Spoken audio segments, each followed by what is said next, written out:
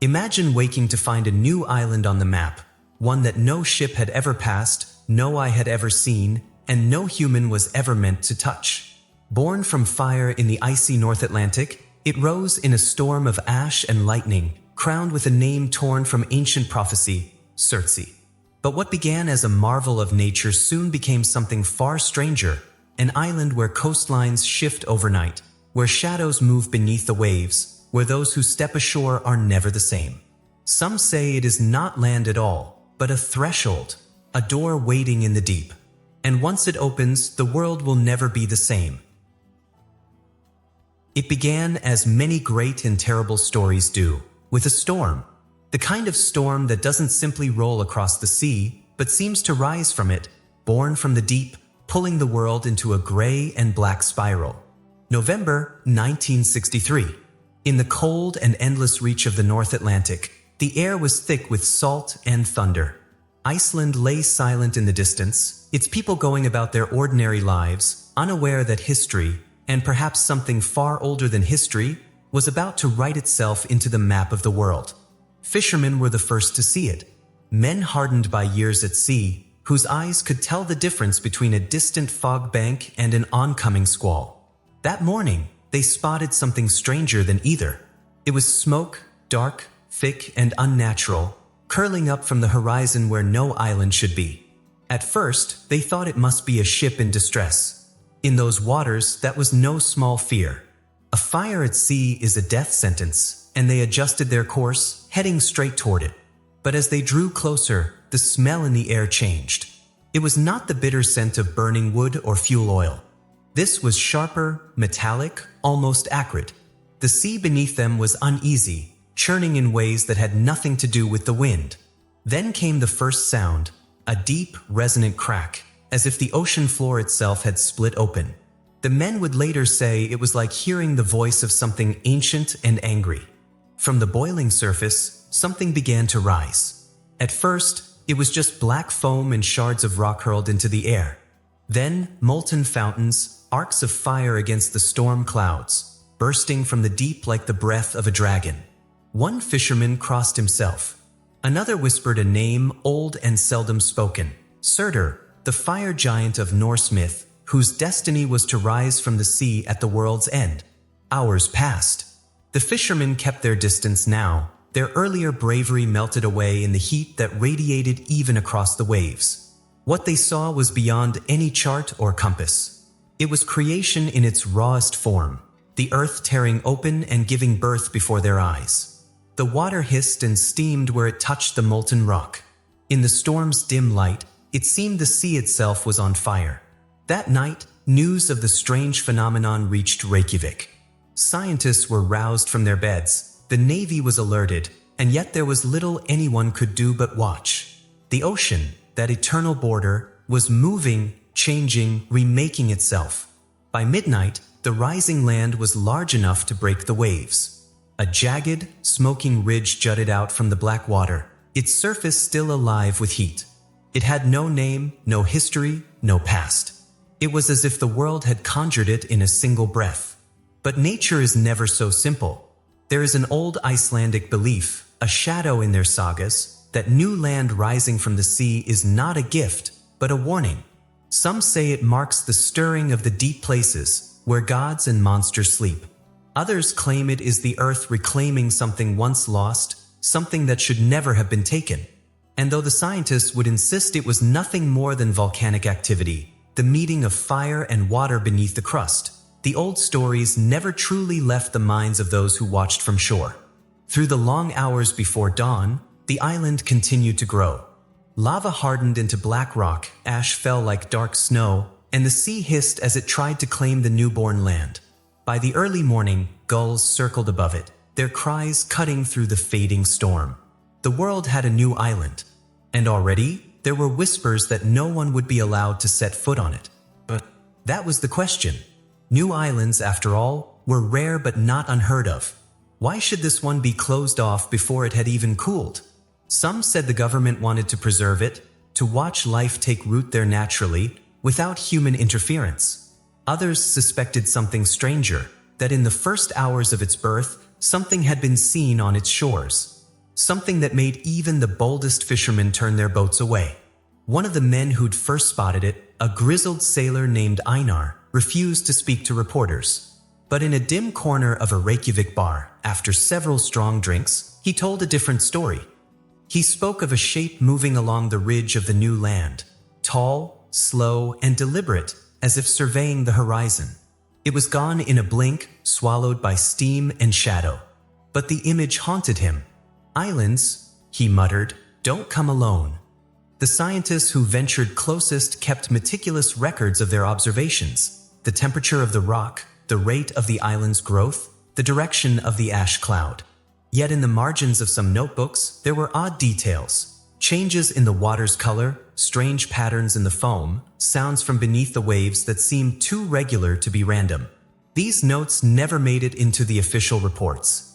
By the second day, the island had a name, Surtsey, after Surtur himself. The choice was made with a smile, a nod to myth, a playful acknowledgement of Iceland's fiery birthright. But to those who knew the legend, the name carried a weight. Surtur was not a god of creation. He was the destroyer, the one who would set the world aflame when the final battle came. Naming the island after him felt less like a joke and more like a warning carved in ash. And so, the birth of Surtsey was not greeted with joy alone. There was wonder, yes, but also unease. It was not just the speed of its growth, astonishing though that was, but the sense that the island was not finished, that it had not yet decided what it would be. In Reykjavik, a woman named Katrin claimed to dream of the island every night since the storm. In her dreams, it was much larger, and its black shores were lined with strange, spiraling towers of stone. The sea around it was unnaturally still, and in the center of the island stood a single, burning tree. She had never been to sea in her life, but each morning she woke with salt on her lips. As word of her dreams spread, some dismissed them as imagination, others as an omen. But one old scholar of Icelandic folklore dug through his library and found an account, written centuries earlier, of an island called Elderheim, home of fire, said to appear once every few hundred years, only to vanish again. According to the text, the island was not a place, but a threshold, a door that should never be opened. The more scientists studied Surtsey, the more the sense of a threshold lingered. Its creation had been violent, but now it seemed almost deliberate. The pattern of rock, the way it curved like a crescent moon, the hollows that formed natural inlets. It was as if the island was shaping itself for some purpose. And yet, no one could go ashore to know for certain. The waves around it were treacherous, the currents unpredictable. The very air above it shimmered with heat and ash. Even from the safety of a ship, those who approached too closely reported a feeling of pressure, as if the island itself was watching them. On the morning of the third day, the storm had passed. The sea lay calm, its surface smooth except where it lapped against Surtsey's black stone. From a distance, it looked almost peaceful now, a strange jewel in the cold Atlantic. But those who had seen its birth knew better. They had seen the fire. They had heard the deep cracking of the earth's bones. By sunrise, it was official. Surtsey belonged to the world. It would be studied, measured, and mapped. But the decision had already been made. No one, no tourist, no fisherman, no curious wanderer would set foot there without permission. And that permission would be given to almost no one. The official reason was preservation. The truth, perhaps, was something else entirely. For in the silence after the storm, when the waves calmed and the smoke thinned, a single gull's cry echoed over the island. It was answered not by another bird, but by something deep and low, a sound that rolled beneath the water, too slow to be wind, too deliberate to be chance. The fishermen who heard it would never forget. By the next sunrise, the world had a new island, and it would already be destined to be forbidden. The sea had not yet calmed when the second day began. It rolled and swelled with a strange rhythm, as if still unsettled by what it had given birth to. Above it, the sky was not a single color but a shifting tapestry of grays, whites, and bruised purples, torn open by flashes of light that seemed to have no origin. The storm had loosened its grip, but the air still trembled with heat. Out there, beyond the known shores of Iceland, something was still happening. something the Earth had not done in living memory. Surtsey was not yet called Surtsey. It was still a nameless wound in the sea, a jagged rise of black rock and boiling sand. But it was growing, and it was alive in a way no island should be. From Reykjavik, the news had already spread like wildfire through universities, government offices, and scientific circles across Europe. The chance to witness the birth of land in real time was almost mythic. Most land masses are so ancient their beginnings are lost in the shadows of prehistory. But here was a chance to see the moment of emergence, the meeting of fire and water, the forging of a new shape on the world's skin. By mid-morning, the first research vessel was cutting through the Atlantic swells, its decks crowded with scientists, photographers, and a few naval officers whose eyes never left the horizon. The closer they came, the more they could smell it, the heavy, stinging scent of sulfur, as if the sea itself had been turned into a vast, bubbling cauldron. Then, without warning, the water beneath the ship trembled. Not with the rocking motion of a wave, but a deep, vertical shudder. It came from below, from far beneath the keel, like the aftershock of some colossal heartbeat. A few of the men glanced at each other, but no one spoke. And then they saw it. The sky ahead was torn by a column of black smoke so massive it seemed to pierce the clouds. From within it, fountains of molten rock erupted into the air, glowing like fragments of the sun before vanishing into a rain of ash and steam. Lightning cracked horizontally across the smoke, stitching the sky with sudden, jagged threads of light. It was both terrible and beautiful, a vision that belonged equally to the birth of a world and the end of one. The eruption did not roar like an ordinary volcano. It had a deeper voice, a low rolling sound that seemed to rise not only from the island but from the water all around it. The ocean boiled where the lava met it, sending up towering walls of vapor that drifted for miles. In the shifting steam, shapes seemed to move, hints of cliffs that weren't there, the suggestion of towers, and sometimes, only for a heartbeat, something that might have been watching from the shore. The scientists, thrilled and unsettled, began their work immediately, measuring ash fall, recording seismic activity, photographing the relentless fountain of fire. Yet even in their focused urgency, a quiet question moved among them. Why had the Icelanders named this place after Surtur? In Norse myth, Surtur was no gentle creator. He was the fire giant destined to bring Ragnarok, the burning of the world, leading an army from the south and wielding a sword that shone brighter than the sun. He was not a bringer of life, but the harbinger of its end. To name this newborn island after him was to write a prophecy into stone before it had even cooled. Some of the Icelandic crew laughed when asked about it, saying it was tradition to name their volcanoes after fiery gods and giants. But others, older and quieter, gave no answer, only a slight narrowing of the eyes, as though weighing whether the question should even be spoken. The island was larger now, already stretching in a crescent shape, with a central peak where the lava fountains raged. Ash coated the water's surface for hundreds of meters around, and the seabirds circled high, avoiding the poisonous air near the shore. Occasionally, a sheet of lava would harden just enough to hold for a few minutes before collapsing into the waves with a hiss like 1,000 snakes. The captain of the vessel held the ship well back, but even at that distance, the heat on deck was like opening a furnace door. One of the younger scientists, unable to contain his awe, muttered that it felt like standing at the gates of creation itself.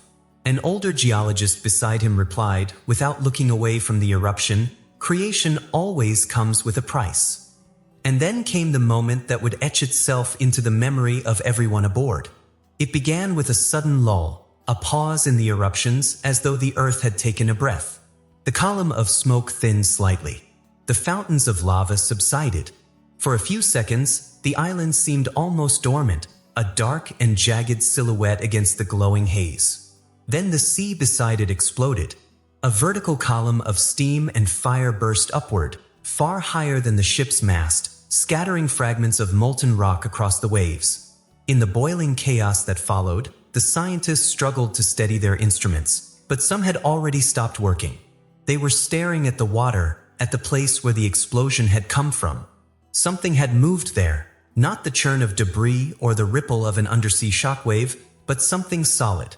It was there and gone in an instant, half glimpsed through steam, but it left behind a ripple unlike any wave. No one spoke for a long moment. One of the naval officers broke the silence, his voice low. "You saw it too," he said, and it was not a question.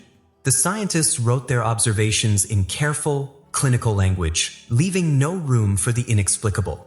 Yet privately, in low voices over late-night coffee on the swaying decks, they spoke of the thing in the water, of how it seemed to have form, how it moved against the current. Meanwhile, the island grew still larger. In less than 48 hours, it had risen from nothing to cover nearly a square mile. Its beaches, if they could be called beaches, were of black sand that steamed in the cold air.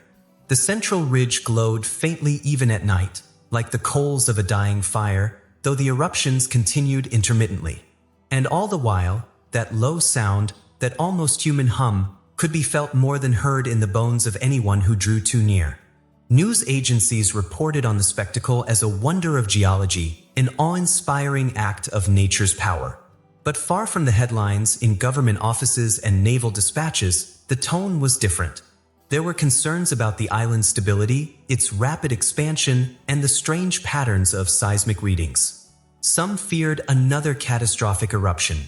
Others feared something they would not name. On the third night, a storm swept across the island again.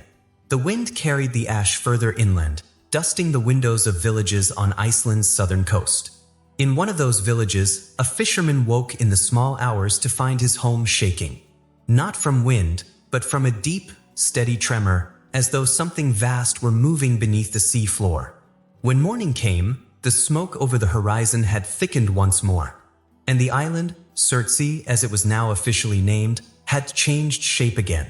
It was not only larger, the curve of its crescent had deepened, enclosing more of the sea within it, like a hand curling inward. The scientists aboard the research vessel could not explain the change. Natural processes did not move with such deliberate symmetry. The thought came unbidden to more than one of them. It looked less like land growing at random and more like something building itself. Still, they pressed on with their studies, their measurements, their photographs. That was their purpose, their duty. But beneath the hum of their work was a shared unease, a sense that this island story would not be one of creation alone. Because creation, they were beginning to understand, can be the first act of something far darker. And on the morning of the fourth day, the first sign of that darkness came not from the land, but from the sea. It began subtly, almost invisibly, in ways most people would not have noticed unless they lived close to the sea. The gulls were the first to leave. Normally, their calls were constant above the southern coast of Iceland, a restless chatter in the gray sky. But after the fourth day of Surtsey's eruption, the air was strangely quiet. A few birds still circled distantly, keeping well beyond the island's ash cloud, but they no longer swooped low to scavenge from fishing boats. Their absence was not immediate. It was a thinning, like the slow dimming of light before a storm. The fishermen noticed. Men who spent their lives reading the sea's moods knew that when birds vanished, it was rarely without reason. Birds sense danger long before humans do. Sometimes it's a change in air pressure, a chemical shift in the water, or the vibration of something moving far below the surface. Sometimes it's something else entirely. By the end of the week, it was not only the gulls. The waters around Surtsey were becoming eerily empty. Nets that should have been heavy with cod came up nearly bare. Even the hardy herring, usually abundant in the late autumn waters, seemed to have moved on. The sea had become quiet in a way that felt unnatural. Too still. Too empty. The first rumors began among the smaller fishing crews, the ones who ventured too close to the island despite the warnings. They spoke of shadows in the water. Not the dark shapes of ordinary fish or whales, but long, indistinct forms that moved against the current. At first, no one dared to speak of it in public. Icelandic fishermen are not quick to indulge in superstition, but they are slower still to ignore it. Then came the morning when a trawler named Elding returned early to harbor. She should have been at sea for another 3 days, but she came limping into port under a gray dawn, her decks slick with salt spray. Her crew avoided questions, their faces pale and drawn. The captain, a weathered man named John Raffn, was approached by a harbor official who asked what had happened. John simply shook his head. "We went too close," he said, "and nothing more." When pressed, he turned and walked away. But stories have a way of seeping through cracks. One of the younger deckhands, after a night of drinking, whispered to a friend that something had followed them. Not a whale, not a shoal of fish, but something vast and slow, just beneath the surface. They had seen it only in pieces, a curve here, a shadow there, but it had kept pace with them, matching their speed. It had not breached, not once, yet its presence was as clear as if it had been breathing beside the hull. As the days passed, the island itself continued to grow. What had been a smoldering crescent now stretched in uneven ridges, its beaches of black sand steaming in the cold air. The shape shifted daily, not in the slow, predictable way of erosion, but in strange leaps and angles. A small inlet would appear where the shore had been solid the day before. A jagged finger of rock would jut outward overnight, only to crumble back into the sea within hours. It was like watching something alive rearrange itself in its sleep. Satellite photographs puzzled scientists. Though they showed the island's expansion, there were inconsistencies, lines and curves that seemed too deliberate, like patterns etched into the coastline. Some claimed it was simply the chaotic result of lava meeting water. Others found the symmetry unsettling, as if the land was shaping itself according to some unseen plan. For those who had to pass near the island, the sea itself felt different. Sailors spoke of a low vibration in the hull, a pulse that came and went like the echo of some deep and distant drum. It was strongest in the waters immediately surrounding Surtsey, and it seemed to unsettle compasses and radio signals alike. On the 9th day, a small scientific team approached to within half a mile, their boat pitching in the restless swells. The air was thick with the acrid scent of sulfur, and ash fell in a thin, constant drizzle. They were there to collect water samples, to measure temperature and acidity, but the lead scientist, Dr. Ingvar Sigurdsson, noted something strange even before they began their work. There was no life. No fish breaking the surface, no birds overhead, no drifting seaweed. The sea was a perfect, empty mirror. It was not until they prepared to leave that one of the crew saw it. A ripple, far too large to be caused by the boat, moved slowly across the surface. It did not break the water, but it bent the reflection of the clouds in a way that made it impossible to ignore. They watched in silence as it curved toward the island, then disappeared into the boiling mist at its edge. By the 10th day, the rumors had grown into quiet warnings. Sailors avoided the waters within sight of Surtsey. Those who had been near it spoke less and less, as if putting their experiences into words somehow made them heavier to carry. Even the Icelandic Coast Guard began to patrol farther out, turning back any unauthorized vessels. Meanwhile, in Reykjavik, scientists pored over the latest photographs and seismic readings. The island was expanding faster than expected, but its growth was erratic. Sometimes it would add hundreds of meters of shoreline in a single day.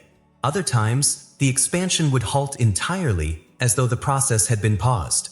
There were also unexplained readings, small but distinct tremors that did not match volcanic patterns. They seemed too regular, too rhythmic.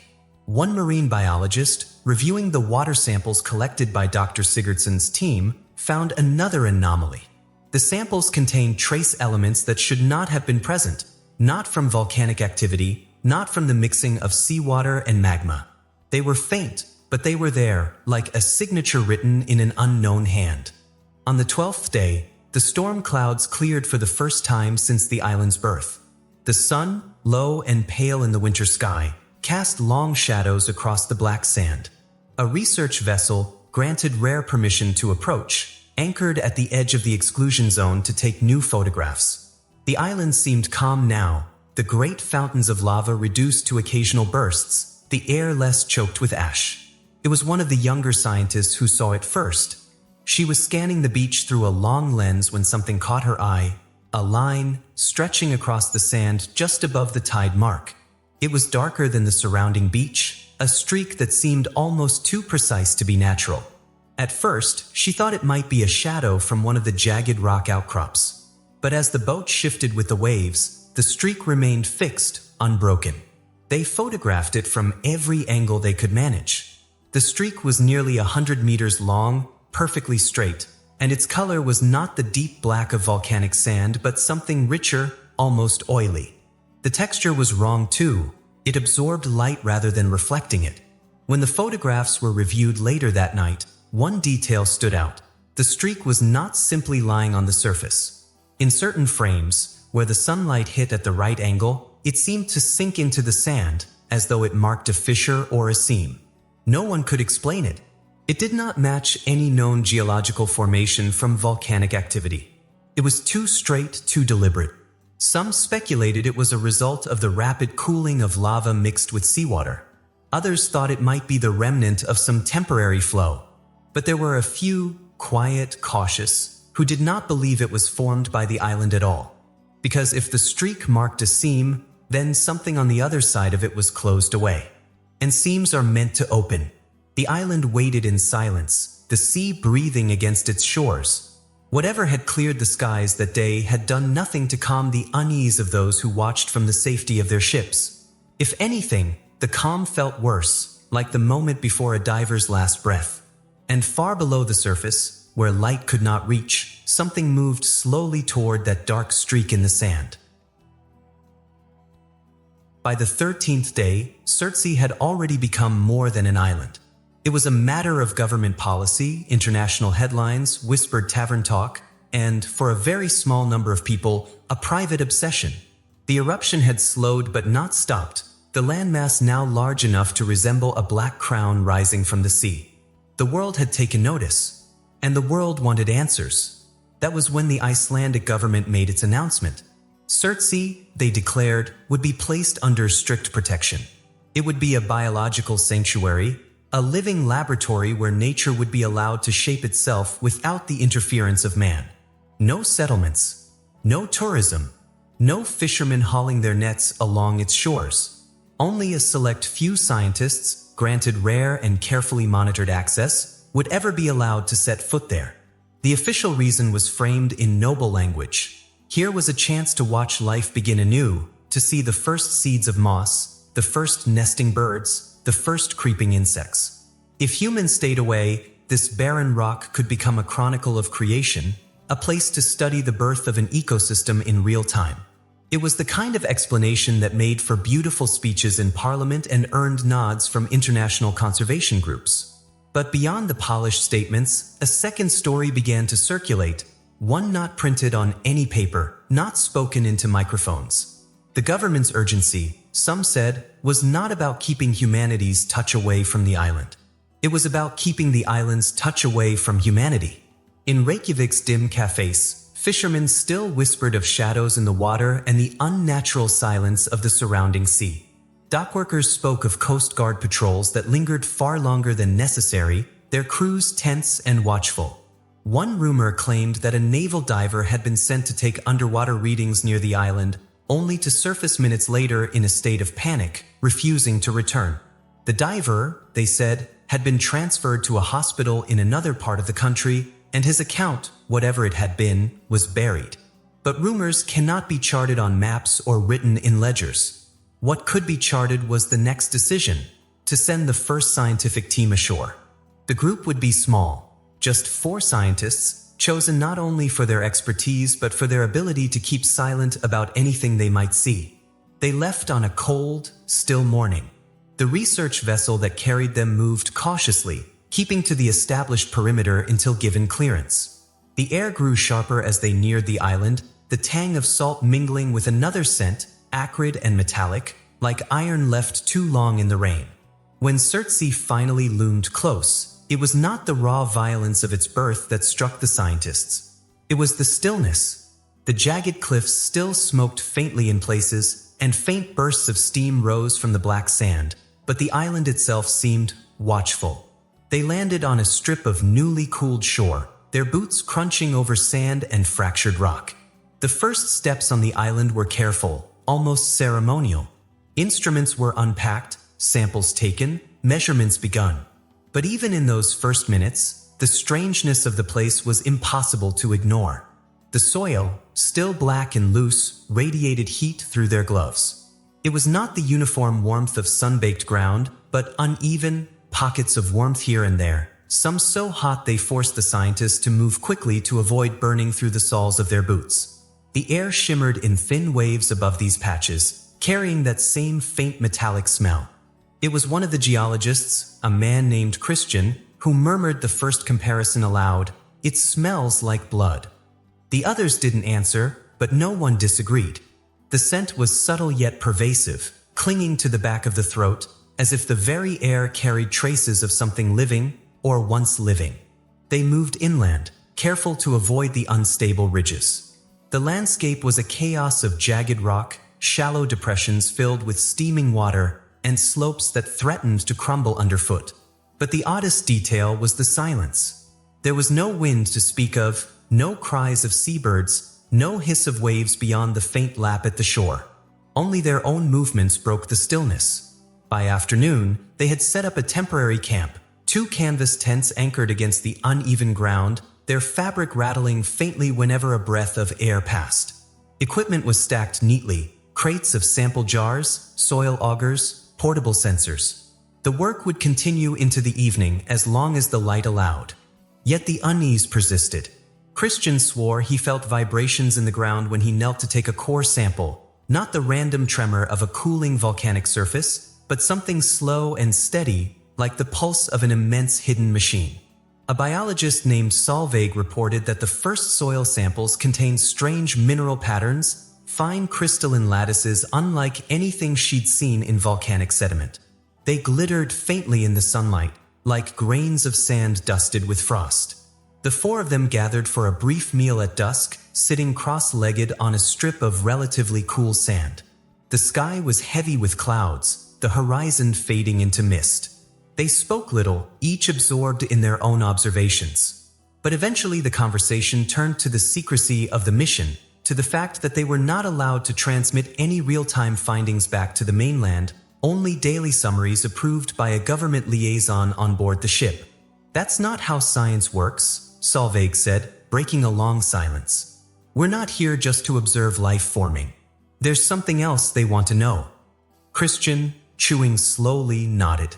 "Or something they don't want us to find." The night drew in quickly. Without the light of the sun, the island's shapes became jagged silhouettes, its shadows deep and heavy. The faint heat from the ground kept the air warmer than expected, but it was not a comforting warmth. Inside the tents, the scientists lay in their sleeping bags, each listening to the faint groan of cooling rock, the occasional pop of shifting ground. The sea was distant, muted. Somewhere far off, a burst of steam hissed upward. It was late, well past midnight, when the sound came. So deliberate, out of place. Footsteps. Not the shifting scrape of loose stone, not the sudden crumble of a slope. These were measured, slow, pressing into the sand just beyond the thin walls of canvas. One, then another, then a pause. Christian froze in his sleeping bag, his breath caught in his throat. He strained to listen, but the night was so still that the faint rustle of fabric as he shifted seemed deafening. A shadow passed across the dim outline of the tent wall. Too tall for a bird, too steady for wind. Another step. Closer. He thought of calling out to the others, but something, instinct or fear, kept him silent. The sound came again, now just beyond the corner of the tent, where the sand gave way to a strip of bare rock. And then, nothing. The silence returned, deeper than before. Christian lay awake until the first pale light of dawn touched the horizon, his muscles rigid, his mind turning over possibilities that all felt wrong. He would not mention it at breakfast. Not yet. But deep down, he knew what he had heard. The island was not empty. By the second morning on Surtsey, the scientists had already learned one thing. The island was not silent. It was true that no seabird called overhead, no seal broke the surface of the waves, no fish stirred in the shallows. But when they stood still and listened, truly listened, there was another sound beneath it all. Faint, but a vibration that did not come from the wind or the sea.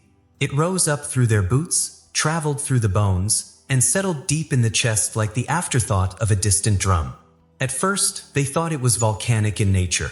Surtsey was, after all, still young, still cooling, still shifting. But when they set up their seismic instruments, the data told another story. The readings were not chaotic as one would expect from magma movement. They were measured, precise. Every 11 seconds, a pulse. Christian, the geologist, stared at the printout with furrowed brows. "It's too regular," he murmured. "Volcanoes breathe in chaos. This is ordered." He tapped the line where the peaks rose, each like the tick of a clock. "It's like—" He trailed off, unwilling to finish the thought. Solveig, the biologist, gave a faint, uneasy smile. "Like a heartbeat?" No one laughed. By midday, they had moved their equipment across several points on the island. The pattern was the same everywhere. The same faint thump beneath the surface, consistent in both rhythm and strength.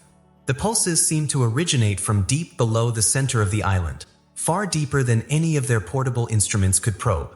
As the day wore on, the team began to talk less about volcanic activity and more about possibilities they could not comfortably name. The air was still warm with that strange metallic scent, and the ground underfoot seemed almost to respond to their movement, as though aware of their presence. That evening, as the clouds lowered over the black horizon, the conversation turned darker. They sat together on crates outside the tents, the faint glow of their lanterns painting their faces in pale gold. Christian told them a story. It was an old tale, one he had learned as a boy from his grandfather, the prophecy of Surtur. In Norse myth, Surtur was the first being to step into the void before the world was formed, carrying a sword of fire. When the end came, he would rise from the sea, leading a tide of flame to engulf the earth. His coming would be heralded by signs: the fire from beneath, the silence of living things, the trembling of the ground as he woke. Christian glanced toward the ridge where steam curled into the dimming sky. "If you listen long enough," he said, "the pulses feel less like a heartbeat and more like a countdown." No one spoke after that. The next day brought no relief. The readings were the same, but the team began to notice another detail. The pulses were slightly stronger than before. Only by the smallest fraction, but enough for the instruments to record. The sound, or the sensation, was clearer now, almost sharp at the edges. The weather closed in, draping the island in mist and thin rain. The fog seemed to press the sound closer to the surface, amplifying that steady rhythm. At times, when they were walking apart from one another, each scientist felt the faintest illusion that the ground beneath them shifted in time with the pulse. Not enough to unbalance them, just enough to make the hair at the back of the neck stand. On the fourth night, Solveig was the first to wake. The pulse was louder in the quiet of the small hours, and now she could hear something else, a faint echo following each beat, like a whisper under the earth. She lay still, listening until she could not bear it. Crawling from her sleeping bag, she stepped outside into the cold air. The island was shrouded in darkness. The mist clung low, and the ridge above camp loomed like the spine of some sleeping beast. She stood there a long time listening. The beat, the echo, the beat, the echo, and somewhere beyond the shoreline, the faintest splash of water where no tide should be. By morning, the weather had worsened. Visibility was poor, but work had to continue. They carried their instruments toward the higher ground to take readings where the pulse felt strongest. As they climbed, the soil underfoot grew warmer, and the metallic tang in the air thickened until it seemed to cling to the tongue. Christian stopped at one point and crouched low, pressing his palm to the ground. He swore, not loudly, but with a kind of awe, that he could feel something moving beneath. Slowly, with purpose. "It's not magma," he said firmly. "Magma does not move like this." That night, the team gathered inside one tent, poring over the charts by lantern light. The pulses had increased again, barely, but undeniably. If they continued at this rate, the strength would double within weeks. The implications hung unspoken between them. Sleep came late, and when it did, it was uneasy. Outside, the rain softened to a mist, and the sound of the pulse seemed to mingle with the faint hiss of steam rising from the black sand. On the morning of the sixth day, they woke to find one of the tents open, the flap moving gently in the wind. Inside, the sleeping bag was empty. It was Eric, the youngest member of the team, a quiet oceanographer who had spent most of his time near the shoreline, collecting water samples. At first, they assumed he had gone to relieve himself or to begin work early. But minutes stretched to hours, and there was no sign of him. They searched the camp, the surrounding ridges, the shoreline. His boots were gone, but his pack remained in the tent. His notebook lay open on the ground, its last page filled with sketches, crude, rough shapes like coils or spirals, drawn over and over. At the bottom of the page, a single word was scrawled, smeared by water, below. The search extended toward the cliffs. There were no footprints leading away, no sign of a fall, no disturbance in the sand except for a single, narrow depression near the water's edge, as if something heavy had been dragged into the sea. The pulse continued, steady and unchanged. By evening, the mist thickened again, swallowing the island in its damp shroud.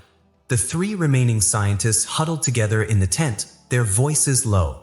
None of them said what they were thinking, that Eric had not simply wandered off, that something beneath the ash and rock had taken him. Outside, the ground beat like a slow drum, each note carrying the weight of the deep. And somewhere in that rhythm, each of them began to imagine they could hear a fourth step in the tent circle, one that no one inside was taking.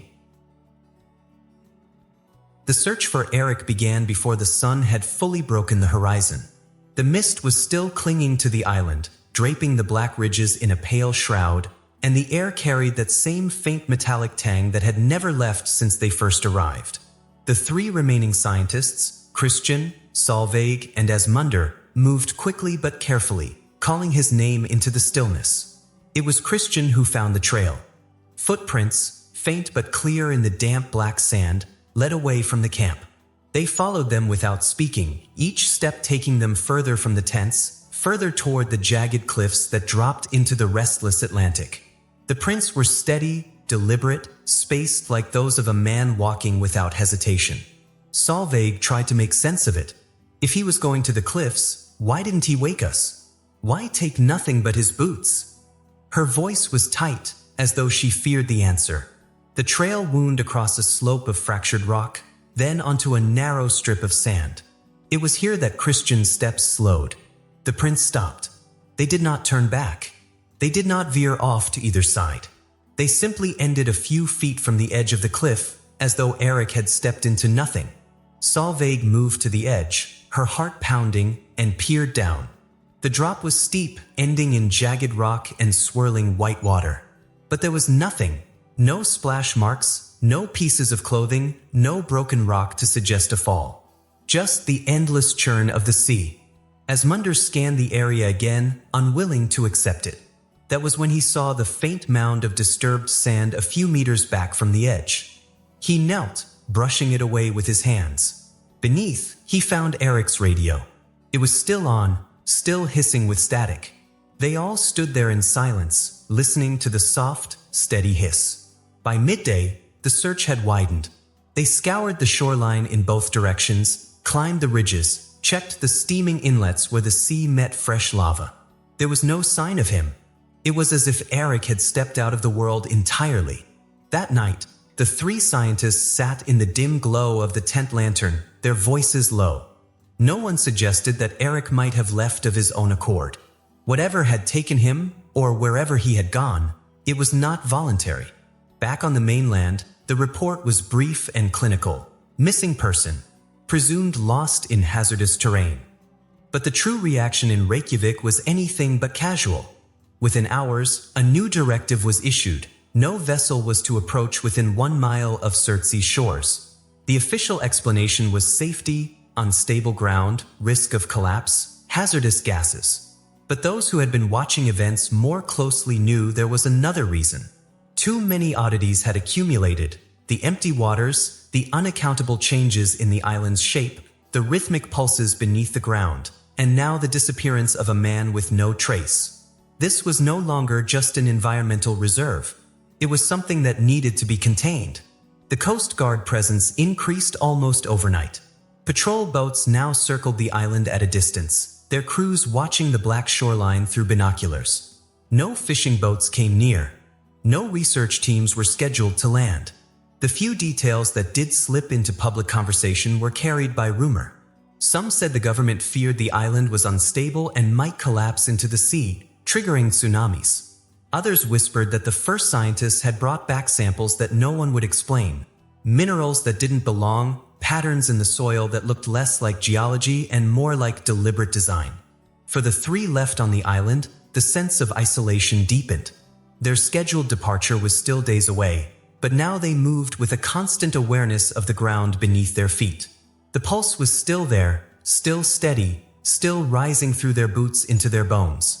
And though no one said it aloud, each of them wondered if it was connected to Eric's disappearance. 2 weeks passed after they returned to the mainland. The days were uneventful, though unease lingered in the background like a shadow that could not be shaken. And then, one morning, the world woke to strange reports. A merchant vessel passing far south of Iceland had sent a message. Surtsey was sinking.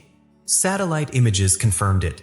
The island's coastline was receding at an astonishing rate, entire sections vanishing beneath the waves. It was not erosion. It was too fast, too coordinated, like a slow and deliberate submersion. The international community took notice. News outlets showed dramatic before and after shots, speculating on whether the island would disappear as quickly as it had appeared. Some scientists insisted this was natural, the result of unstable volcanic material collapsing under its own weight. But then, 2 days later, the sinking stopped. The next images showed the opposite. The island was rising again. Its ridges were taller, its shape subtly different, as though something beneath had pushed it upward, reshaping it in the process. The black sand gleamed wetly in the pale sun, and steam rose once more from vents that had been dormant for weeks. To some, it was just another chapter in the story of a young volcanic island still settling into the sea. To others, the ones who had been there, who had felt the steady beat under their boots and seen a man vanish without a trace, it was something else entirely. Something had gone down, and now it was coming back up. It began with a photograph. At first, it seemed nothing more than an ordinary satellite image, one of many taken daily by observation teams assigned to monitor Surtsey since its birth from the sea. But when a geospatial analyst compared it with the image taken just 24 hours earlier, his brow furrowed. The coastline had changed. Not by inches, by meters. Entire sections of beach were gone. A jagged rock formation now stood where the water had been the day before. A crescent-shaped inlet had vanished completely, replaced by a seamless stretch of black sand.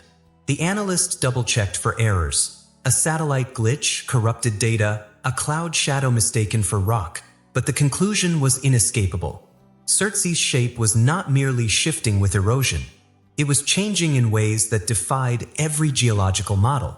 The changes weren't random. They seemed purposeful. In Reykjavik, the images were studied behind closed doors. Officially, they were labeled unstable shoreline alterations due to volcanic settling. Privately, those who had been close to the island, who had walked its strange, warm soil and felt the rhythm under their boots, knew something else was happening. Word spread, as it always does, in fragments. A dock worker overheard a radio call. A scientist told his sister in confidence. Soon, the fishermen knew. They already avoided the island, but now the avoidance became absolute. No one wanted to see the black ridges against the horizon. They altered their routes, even if it meant losing days of fishing. Those who had sailed close in the past weeks spoke of a different kind of danger now. Not the silence of the water, nor the absence of fish, but something they could not name. They said that at night, in the distance, the sea around the island glowed. The light was never steady. It came in slow pulses, like breathing, sometimes blue-white like lightning in a storm cloud, other times greenish as though filtered through deep water. The glow was strongest beneath the waves, moving slowly around the perimeter of the island, and on rare nights it seemed to vanish into the black cliffs before returning hours later. One captain, breaking his vow to stay silent, said the lights reminded him of lanterns moving along the ocean floor, deliberate, searching. Another swore he saw two glows rise together, side by side, before sinking again into the depths. When asked what it was, he said only, "If it's alive, it's too big. If it's not alive, then it's worse." The satellite teams continued their work, and the anomalies multiplied. It wasn't only beaches vanishing and reappearing, or rocks forming overnight. In some images, faint symmetrical lines could be seen along the coastline, almost like seams. In others, the shadow cast by the island seemed larger than the landmass itself, as if something beneath the water extended far beyond the visible shore. It was during this time that an unmarked file began to circulate quietly among certain departments. It contained a series of photographs, each taken a day apart over the course of a week. When played in sequence, the effect was unmistakable. Surtsey was moving. Not drifting like a raft, but expanding in one direction, contracting in another, reshaping itself as though it were muscle, not stone. Those who saw the file gave it a name that never appeared on any document: the Shifting Island. The public explanation remained unchanged. The island was young, unstable, prone to rapid geological change. That was all anyone needed to know. But those who had been on its shores, or close enough to smell its strange metallic air, were less certain. They remembered the feeling that the island was aware of them, and they could not ignore the idea that it was shaping itself for a reason. One stormless night, a research drone was sent to circle the island at a low altitude, recording high-resolution video. The operation began without incident. The island was quiet, the sea around it deceptively calm. Then, as the drone passed over the eastern shore, the water below began to shimmer with the faint green light the fishermen had spoken of. It was not diffuse, like algae bloom, but patterned, an intricate web of lines and spirals, glowing faintly beneath the surface. The pattern shifted, rippled, then vanished entirely as if it had never been there. The footage was reviewed again and again, and though the glow lasted only seconds, it was unlike anything the team had ever recorded. The following morning, the satellite image revealed yet another change. A small offshore rock formation, seen clearly the day before, was gone. In its place was open water, smooth and unbroken. By now, the fishermen's stories had grown darker. Some said they heard sounds at night, carried on the wind from the island, low, drawn-out tones that seemed to vibrate in the chest. Others claimed to see dark shapes breaking the surface before sliding back under. One swore that his compass spun in place when he sailed too close, though the sea was calm. In Reykjavik, some officials argued for expanding the exclusion zone. Others wanted to halt all monitoring entirely, to simply let the island do what it would, unseen. But curiosity is stronger than fear, and the work continued. It was near the end of that month when the photograph arrived. It was taken at dawn by a coastal monitoring station, the light just touching the black sand. At first, the image appeared unremarkable: the ridges, the steaming vents, the uneven shoreline. But in the lower right, near the water's edge, there was a shape. It was upright. It was not a rock. There was no mistaking the outline. 2 legs, a torso, a head, all too proportionate to be an accident of stone. It stood alone, facing the sea. The next frame, taken seconds later, showed only empty beach. No footprints. No disturbance. Nothing at all. The man's name was Arnar Sveinsson, and in the early months after Surtsey's appearance, he was not yet obsessed with it. He was a journalist in Reykjavik, known for his patience, his methodical way of working, and his stubborn refusal to accept half-truths. He had written about politics, corruption, the quiet erosion of rural life, never about volcanic islands or whispers of the supernatural.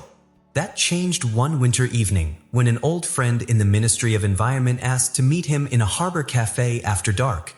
They sat in the farthest booth, the smell of salt and diesel drifting through the door whenever it opened. The friend slid a folder across the table. It was worn, the edges frayed, the cover marked with a stamp Arnar had only seen once before. "Oh, sealed. You didn't get this from me," the friend said, eyes fixed on the cup in front of him. "And you won't print it. But you should know." Arnar didn't answer. He opened the folder. Inside were early field reports from the first scientific expeditions to Surtsey, the ones officially described as studying the birth of a pristine ecosystem. But the documents were not about rock formations or lava cooling rates. They were about life. The first report described moss growth along a ridge less than 3 months after its formation. Not remarkable in itself, until Arnar noticed the measurements. The moss had expanded over 1 meter in a single week, a rate impossible in Iceland's climate, especially on barren volcanic rock. The second report was stranger. It described beetles and small winged insects found in traps near the shoreline. None matched the native Icelandic species list. Several were more commonly found in equatorial climates, thousands of kilometers away. The samples had been sent to a laboratory, but the results of their analysis were missing from the file. Only a note remained, further testing not recommended. The third document made Arnor's skin prickle. It summarized DNA traces found in soil and water samples from the island's interior. Some matched known plants and bacteria. Others matched nothing in any database, no known organism on record. The lead biologist's recommendation was cautious but clear. Recommend containment. Do not allow cross-contamination to mainland environments. Arnor closed the folder slowly. He knew the language of bureaucracy, the way officials buried meaning under polite phrasing. This was not a scientific curiosity. It was a warning. He asked his friend why it had been sealed. The man only shook his head. You think they declared it a sanctuary for preservation? They declared it a sanctuary because they can't control it. That night, Arnor did not sleep. He read and reread the reports, then began pulling at threads, contacting scientists who had been on those early expeditions, reaching out to contacts in the Coast Guard, cross-checking shipping logs for supply runs to the island. Most refused to speak. A few agreed, on the condition of anonymity, to confirm parts of the story. One spoke of seeing plants whose leaves seemed to move toward his shadow, as if drawn to his presence. Another described walking past a stretch of sand in the morning and returning in the afternoon to find it covered in tiny, perfect spirals of seaweed, though no waves had reached it. One, after a long silence, told him, "The island is growing more than rock. It's growing things that shouldn't exist." Arnor began to write. He shaped the story into something the public could understand, something that would pierce the government's wall of secrecy, the accelerated plant growth, the invasive insect species, the unclassified DNA. He wrote of the danger of letting such anomalies develop without oversight, of the risk if they ever reached the mainland. But the day before the article was due to be published, two men in plain clothes arrived at the newspaper's office. They did not show badges. They did not raise their voices. They simply went into the editor's office, closed the door, and emerged 20 minutes later carrying the folder and Arnor's draft. By the end of the week, the paper's copy of the story was gone from the archives. Arnor's editor avoided him in the hallway. That night, Arnor returned home to find the lock on his apartment door scratched, as if someone had tried to force it. Nothing was missing, but the folder from his friend, the only copy, was gone. Still, Arnor did not stop. He began keeping his notes on paper, hidden in places no one would think to look. He used payphones to call his sources. His work became quieter, slower, but sharper. Then, 7 days later, he vanished. No one saw him leave his apartment. His coat and wallet were gone, but his car was still parked outside. His keys lay on the kitchen table. The police opened an inquiry, but within a week it was marked as unresolved. In the days after, a single envelope appeared in the mailbox of his closest friend, a photographer who had once traveled with him on an assignment to Greenland. Inside was a single sheet of paper torn from one of Arnor's notebooks. On it, in his neat, deliberate handwriting, were 5 words. Surtsey is not an island. It's a door. The phrase in Arnor Sveinsson's last note, Surtsey is not an island. It's a door, refused to fade. It moved through Reykjavik like a shadow, passed from one cautious conversation to another, slipping into the ears of those who had been near the island and felt its strange weight. A door. The word itself reshaped the way people spoke of Surtsey. No longer just a volcanic newborn, no longer merely a forbidden sanctuary. A door implies intention. A door leads somewhere. The theory took root among the few who dared to speak beyond official channels. It began with whispers that Surtsey was not simply a vent for magma, but for something older, something that had been sealed away beneath the crust long before the first human eyes saw Iceland's coasts. A retired naval officer named Jonas Karlsson was the first to put his reputation on the line. He had been stationed on a research vessel that skirted the exclusion zone months after the island's birth. His job had been to supervise sonar scans of the seabed, a standard procedure to track undersea volcanic activity. But the images they returned were not standard. According to Jonas, the seabed beneath Surtsey was wrong.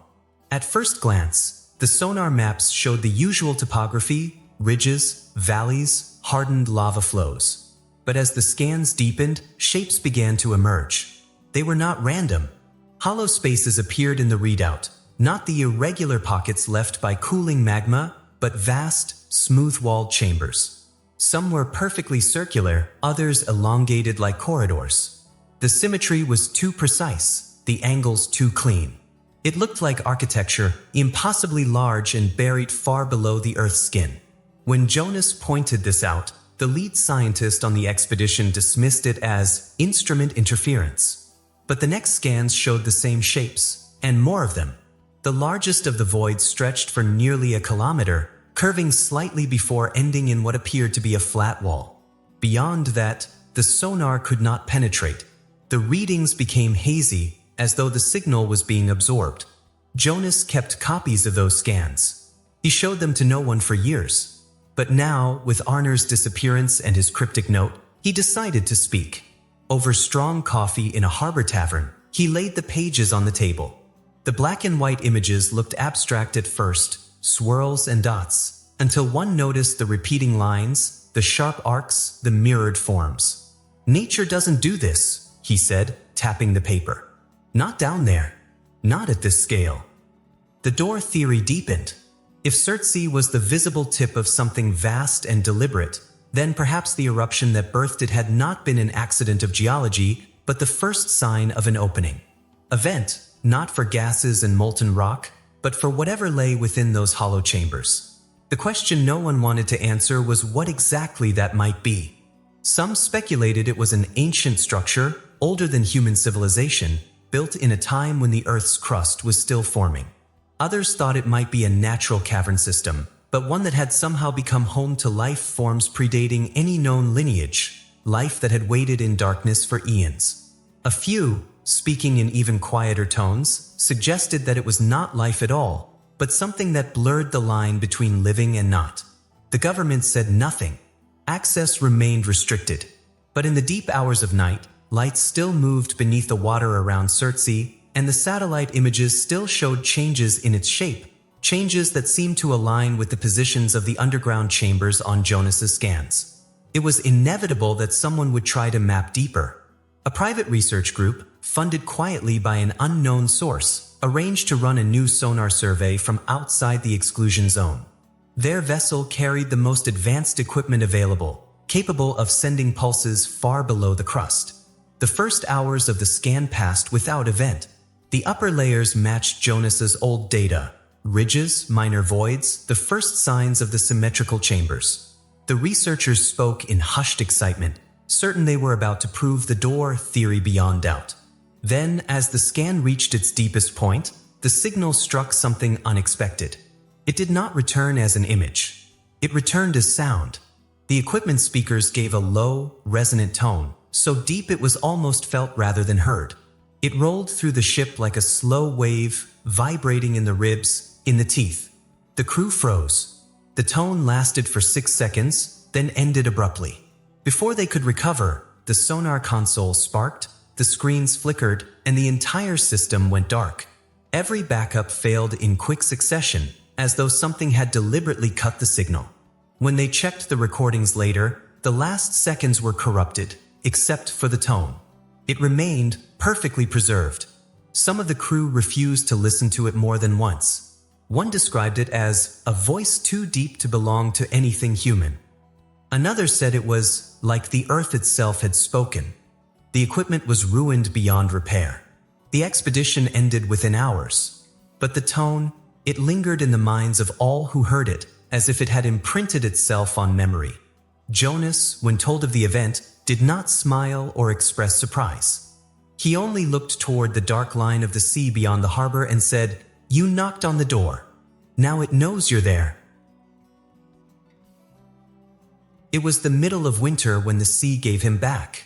The sky that morning was low and heavy, the kind of gray that feels like it presses on the land itself. Along a lonely stretch of Iceland's southern coast, where the wind scours the black sand clean, a local farmer spotted something in the distance.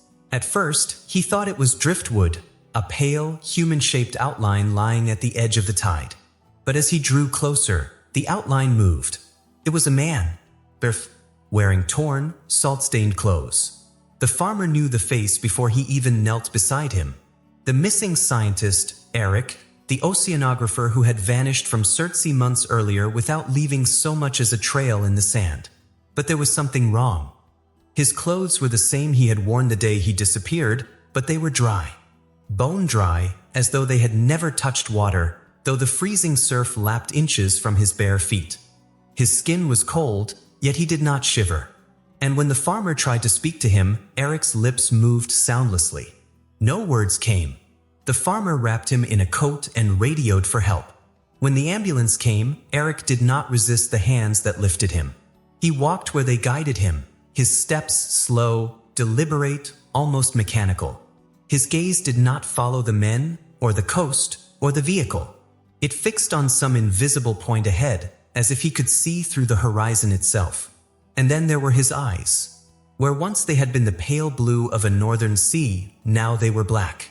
Not the dark brown of a shadowed iris, but an unbroken, liquid black from lid to lid.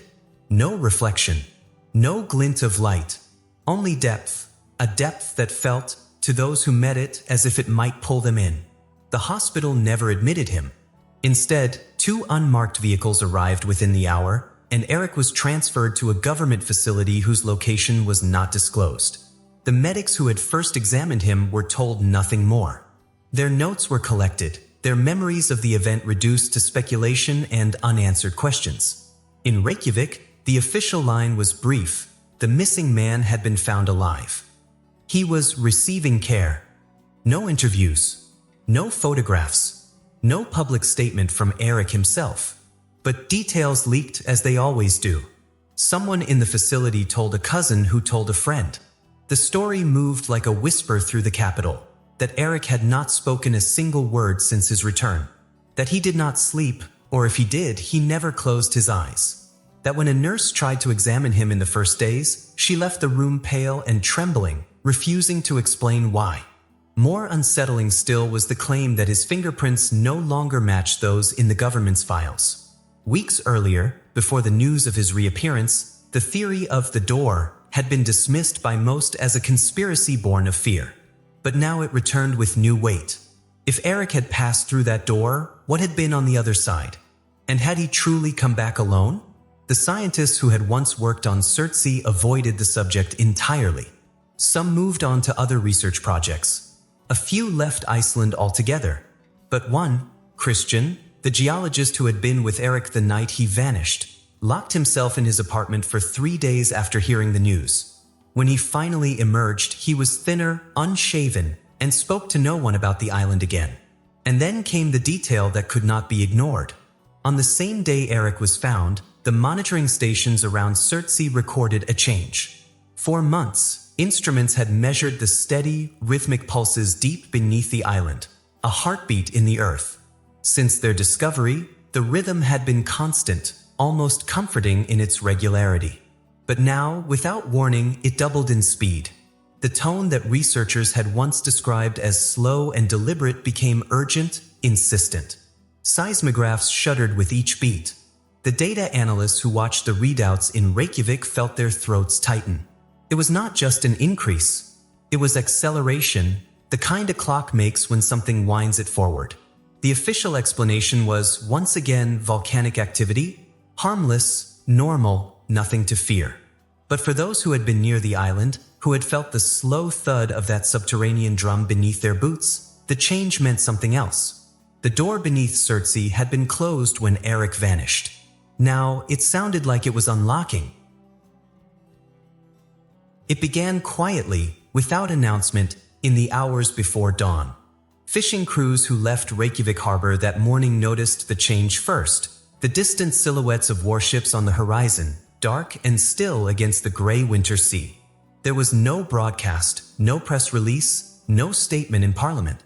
Yet by midday, it was clear to anyone with eyes. Surtsey was no longer merely under scientific watch.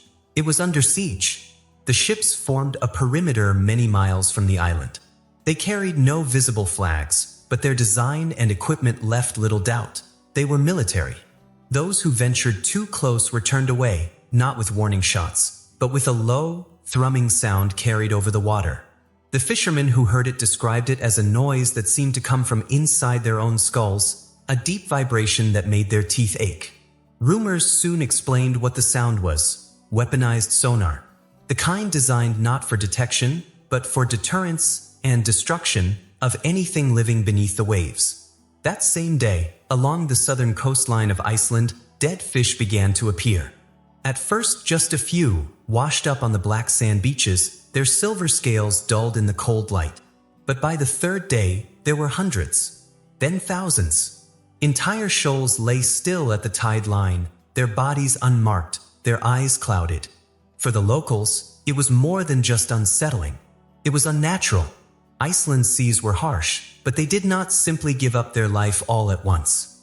Children were told not to play near the water. The smell of decay drifted inland. And still, no one from the government spoke openly of Surtsey. Behind the scenes, another, quieter operation was underway. The scientists who had once studied the island, the same men and women who had taken its first soil samples, mapped its shifting coastline, recorded the strange pulses beneath its crust, began receiving terse phone calls. Some were ordered to return to Reykjavik immediately. Others found themselves escorted from their workplaces by plainclothes officials. Those who resisted were reminded, gently but firmly, of the non-disclosure agreements they had signed. Those who complied disappeared from public view. The few who did speak to friends or family afterwards said little of substance, only that they had been debriefed and were finished with Surtsey. Their voices carried the weight of people who had been told more than they wished to know. Then came the leak. It was a single sentence, carried in a whisper from a source no one would name, passed from ear to ear until it reached the harbor taverns where sailors gathered at night. It said, "Something under the island is pressing upward." The phrase lodged itself in the minds of those who heard it. Pressing upward. Not erupting, not breaking free in a violent rush, but pushing, steady, inevitable, as though testing the surface for weakness. From that day forward, the military presence grew heavier. Patrol ships ran their sonar day and night. Drones circled above the fog, their faint hum joining the ever-present hiss of the sea. Satellite time was quietly reallocated from other projects, focused now entirely on monitoring Surtsey's black, steaming ridges. And yet, despite all the activity, the island itself remained strangely quiet. The glowing lights beneath the water were reported less frequently. The coastline, for the first time in months, seemed unchanged. To the untrained eye, it might have appeared as though whatever danger had prompted the sudden mobilization had passed. But those watching the seismic data knew otherwise. The pulses, the heartbeat of the island, had not stopped. If anything, they had grown more deliberate. Each one rose through the instruments with a faint swell, like a breath drawn in the dark.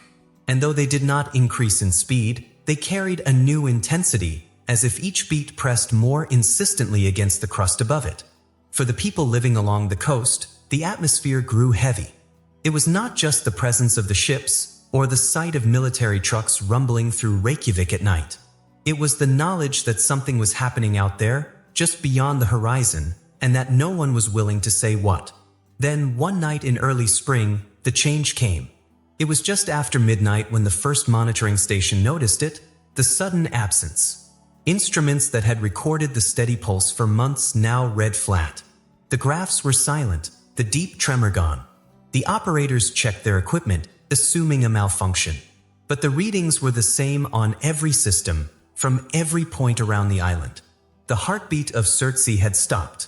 Out on the dark water, the patrol ships drifted in the stillness, their sonar silent. On the mainland, the scientists who still followed the data sat frozen before their screens, knowing without being told that whatever lay beneath the island had made its choice. Some felt relief. Others felt only dread. Because the end of a heartbeat does not always mean death. Sometimes, it means whatever was sleeping is awake.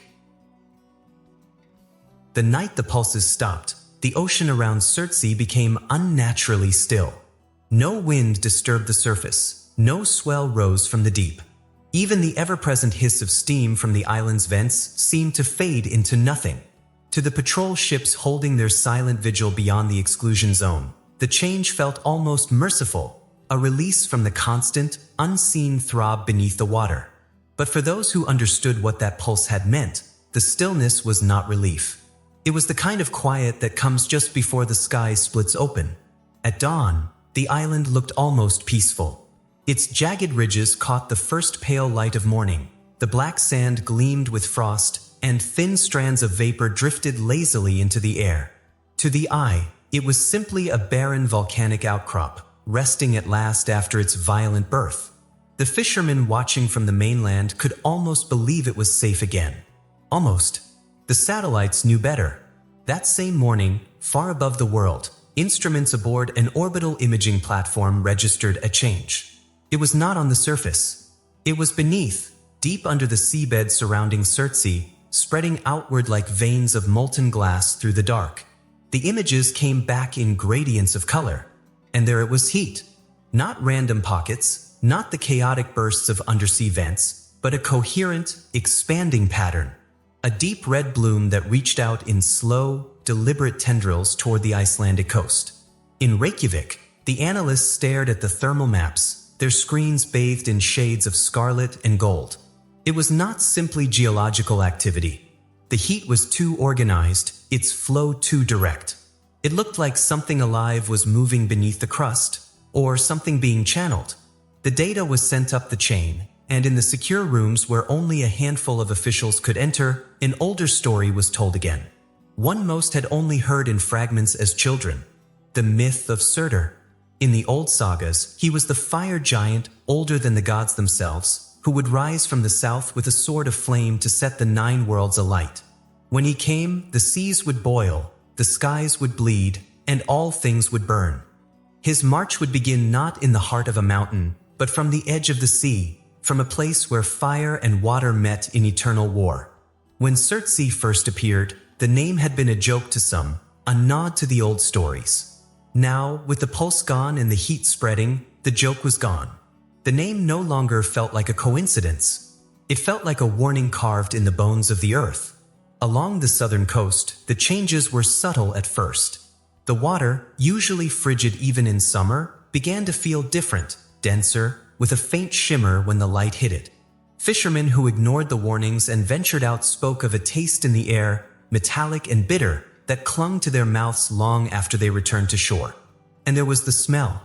It drifted inland on days when the wind came from the southwest, a dry, acrid scent like metal left too long in the sun, but with something else beneath it, something almost sweet.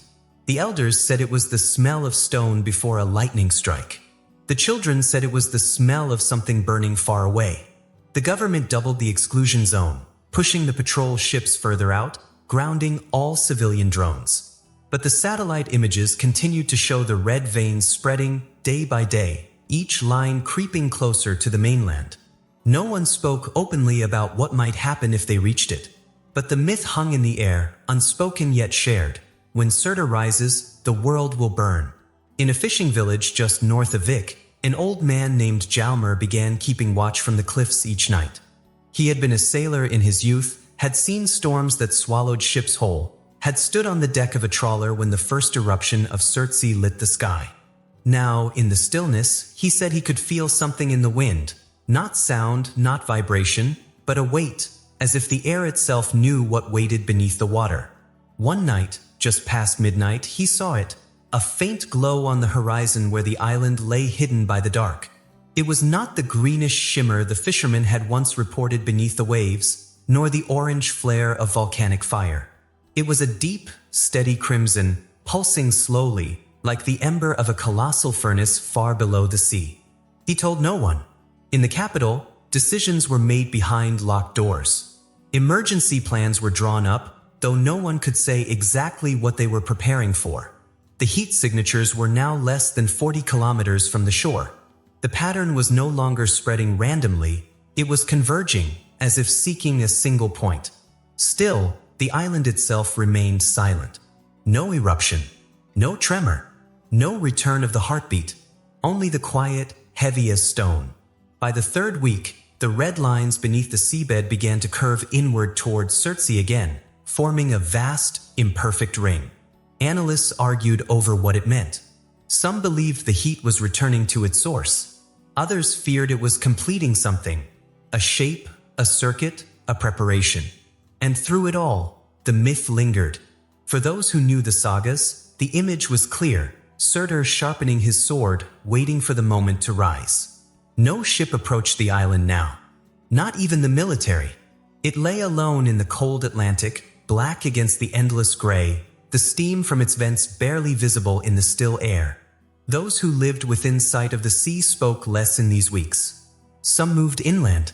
Others kept their windows shuttered at night. The few who still ventured onto the cliffs swore that the horizon looked different. Not brighter, not darker, but heavier, as if something vast pressed just beneath it, waiting for the moment to break through.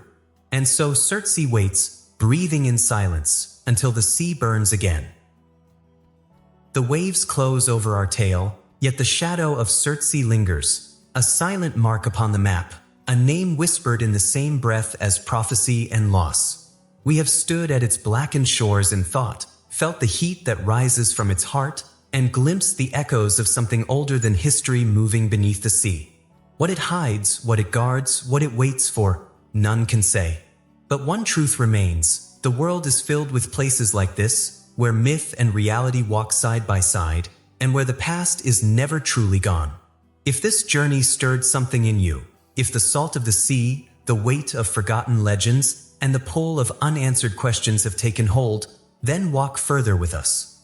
There are more maps to unfold, more secrets buried in the earth, more doors waiting in the dark.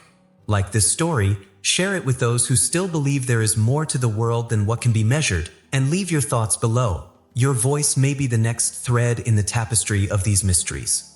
And if you have not yet joined us, subscribe now, so you will not miss the next voyage into the unknown. For the sea holds many islands, and not all of them sleep as quietly as Surtsey.